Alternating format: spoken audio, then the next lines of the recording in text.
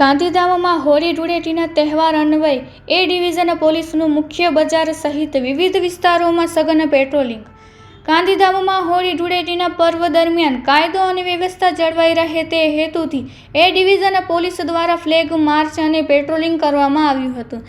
પીઆઈએમડી ચૌધરી સહિતની પોલીસની ટીમે ભારતનગર, સુંદરપુરી, ઝંડા ચોક અને જવાહર ચોક જેવા મુખ્ય વિસ્તારો સહિત શહેરના વિવિધ 4 રસ્તાઓ પર રાઉન્ડ ધ ક્લોક ચેકિંગ હાથ ધર્યું હતું.